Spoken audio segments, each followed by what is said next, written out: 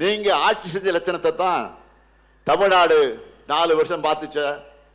அதுக்கெல்லாம் முடிவு கட்டி 2021 ஆட்சிக்கு வருவதற்கு முன்பு சொன்ன வாக்குறுதிகள் எல்லாம் படிப்படியா நிறைவேற்றி மக்கள் நம்பிக்கை பெற்ற அரசு நம்முடைய திராவிட மாடல் அரசு. வெற்றி பெற்ற தொகுதி, வெற்றி பெறாத தொகுதி, வெற்றி பெற்ற மாவட்டம், வெற்றி பெறாத மாவட்டம் என்கிற எந்த பாகுபாடும் காட்டாம எல்லா பகுதிகளையும் வளர்த்தெடுத்து இருக்கிறோம். அதனாலதான் நகர்ப்புற உள்ளாட்சி தேர்தல் 2024 நாடாளுமன்ற தேர்தலில் தமிழ்நாடு முழுக்க முழு வெற்றியை மக்கள் நமக்கு கொடுத்தாங்க. இப்போ 2030 ஆண்டுக்குள்ள தமிழ்நாட்டை எப்படியெல்லாம் வளர்த்தெடுக்க போகிறோம்னு தொலைநோக்கு கொண்ட செயல் திட்ட அறிக்கையா திமுகவுடைய தேர்தல் அறிக்கையை வெளியிட்டிருக்க. திமுகவுடைய தேர்தல் அறிக்கையை வெளியிட்டிருக்கிறான். அதாவது நம்ம சூப்பர் ஸ்டாரை களத்தில் இறக்கி நான் பிரச்சாரத்தில் இறங்கி இருக்கிறேன். ஒரு பாட்டு வரும், சூப்பர் ஸ்டார் யாருன்னு கேட்டா சின்ன குழந்தைங்க சொல்லணும் பாட்டு ஞாபகம் இருக்கு அவங்களுக்கு. அந்த மாதிரி இது சூப்பர் ஸ்டார். இப்போ எல்லாரும் இதை தான் பேசுறாங்க. என்ன பேசுறாங்க?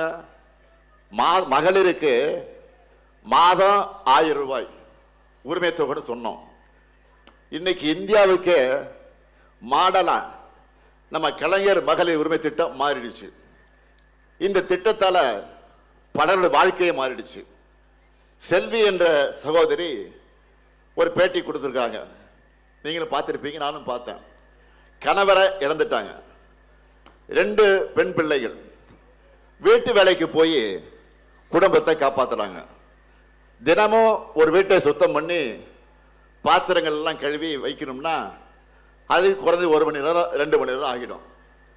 இப்படி நிறைய வீடுகளுக்கு போய் வேலையை பார்க்கணும், உடம்பெல்லாம் வலிக்கும். ஆனால் இப்போ மாதம் 1000 ரூபாய் மகளிர் உரிமை தொகை கிடைக்கிறதுனால ஒரு வீட்டை குறைச்சிட்டேன்னு அவங்க சொல்றாங்க. வெறும் 1000 ரூபாய் இதை வச்சு என்ன பண்ண முடியும்னு கேட்டாங்களா? செல்வி போன்ற சகோதரிகளுக்கு தினமும் 1 மணி நேரம் ஓய்வை இந்த திட்டம் வழங்கியிருக்கு. இனி அந்த மகளிர் உரிமை தொகை மாசம் 1000 அல்ல 2000 ரூபாயாக அதிகப்படுத்தி வழங்கப்படும். தாய்மார்கள்லாம் ஹாப்பியா? தாய்மாரை கை கூட்டி ஹாப்பின்னு சொல்லுங்க. அதுக்கு ட்ரெய்லர் தான் கோடைக்கால சிறப்பு நிதி. அந்த நிதியை சேர்த்து அண்மையிலே கொடுத்த 5000 ரூபாய் வந்துச்சா இல்லையா? அதே போல மதுரையை சார்ந்த அர்ச்சனா என்கிற சகோதரி காலை உணவு திட்டத்தால பயனடைந்து கொண்டிருக்கக்கூடிய கதையை சொன்னாங்க. வசதி இல்லாத காரணத்தால ஒரு நாளைக்கு ஒரு வேளை தான் சமைப்போம், காலையில் சமைக்க மாட்டோம். முன்னாடியெல்லாம் சாப்பிடாம பள்ளிக்கூடத்துக்கு போன என் பெண்ணுக்கு இப்போ காலை உணவு திட்டத்தால் டைமுக்கு சூடான உணவு கிடைக்குது. அதுவும் சாம்பாரில் போடக்கூடிய காய்கறிக்காகவே விரும்பி சாப்பிட்றான். சிலம்ப போட்டி இருக்கு பாருங்க, அந்த சிலம்பம் போட்டியில் கலந்துக்கிட்டு நிறைய பரிசுகள் எல்லாம் வாங்கிட்டு இருக்கிறான். நான் படித்த காலத்தில் இப்படியெல்லாம் ஒரு திட்டம் இருந்திருந்தா நானும் காலேஜுக்கு போய் படித்து பெரிய ஆளாகியிருப்பேன் என்று நெகிழ்ச்சியோடு சொல்கிறாங்க. அந்த காலை உணவு திட்டத்தையும் அடுத்து அமைய உள்ள நம்முடைய ஆட்சியில் இப்போ 5ஆம் வகுப்பு வரை தான் இப்போ. ஆனால் நாம் மீண்டும் வெற்றி பெற்ற ஆட்சிக்கு வர்றப்போ 8ஆம் வகுப்பு வரை அந்த திட்டத்தை விரிவுபடுத்த இருக்கிறோம். இப்படி நம்முடைய ஒவ்வொரு திட்டத்துக்கு பின்னாடியும் ஒரு குடும்பம், ஒரு தலைமுறை, ஒரு ஊரே வளர்ச்சி அடைந்த கதைகள் நிறையவே இருக்கு. இளைஞர்களுக்கெல்லாம் கட்டணம் இல்லாமல் வேலைவாய்ப்புக்கான திறன் பயிற்சிக்கு வழங்க நான் முதல்வன் திட்டத்தை அடுத்த கட்டமா நான் முதல்வன் 2.0 செயல்படுத்த போறோம். அதே போல புதுமை பெண் தமிழ் புதன் திட்டத்தில் கல்லூரிக்கு போகக்கூடிய மாணவர்களுக்கு இப்போ மாதம் 1000 வழங்கிட்டு இருக்கோம் இல்லையா? இனி அதை 1500 ரூபாய் உயர்த்தி வழங்க போறோம். அது மட்டுமல்ல, மாணவர்களுக்கு 5 ஆண்டு காலத்தில் வர இருக்கக்கூடிய 5 ஆண்டு காலத்தில் 35 லட்சம் கல்லூரி மாணவர்களுக்கு லேப்டாப் கொடுக்க போறோம். முதியோர், மாற்றுத்திறனாளிகள், ஆதரவற்ற பெண்கள் என எல்லோருக்குமான உதவித்தொகையும் டபுள் மடங்காக உயர்த்தி வழங்கப்பட இருக்கு.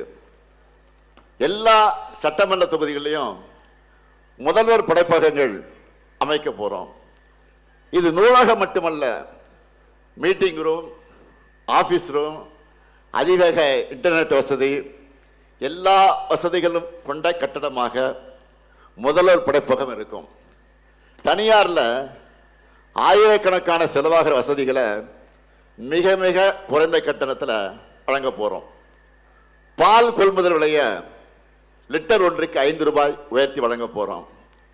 எல்லாத்துக்கும் மேல பெண்கள் ஒவ்வொருத்தரும் மகிழ்ச்சி அடையக்கூடிய வகையில் ஒரு அருமையான திட்டம், ஒரு அல்டிமேட் அறிவிப்பை வெளியிட்டு இருக்கிறோம். என்னன்னு தெரியும் உங்களுக்கு? இல்லத்தரசி திட்டம்.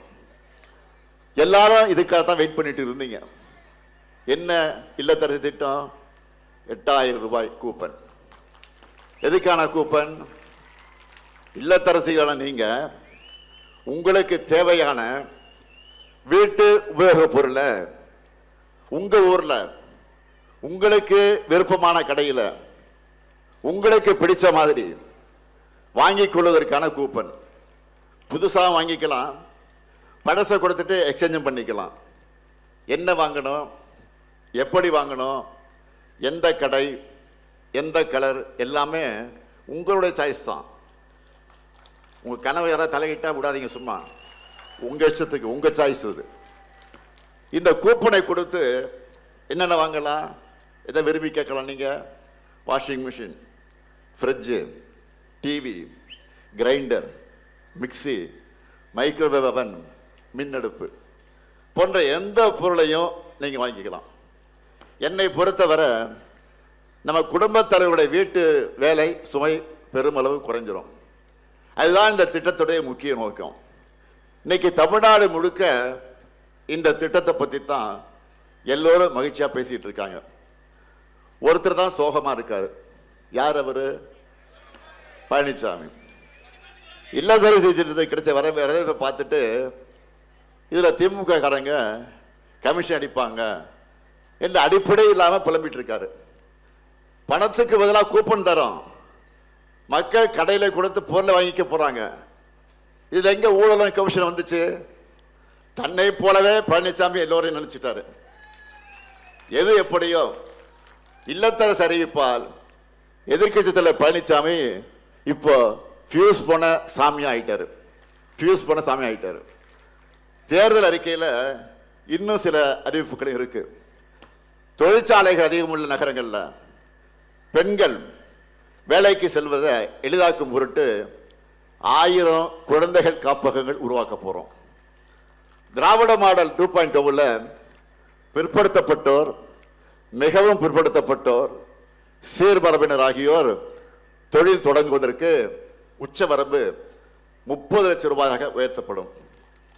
கட்டுமான தொழிலாளர்களுக்காக தமிழ்நாடு முழுக்க 500 உழைப்பாளர்கள் கூடங்கள் அனைத்து வசதிகளோடு அமைக்கப்படும். மகளிர் சுய உதவி குழு பெண்கள் ஷேர் ஆட்டை வாங்க மானியத்தோடு கூடிய வங்கி கடன் பெற்று தரப்படும். நெசவாளர்களின் நலனுக்காக தமிழ்நாட்டில் 10 கைத்தறி பூங்காக்கள் அமைக்கப்படும். 50 கைத்தறி குழுமங்கள் அமைக்கப்படும்.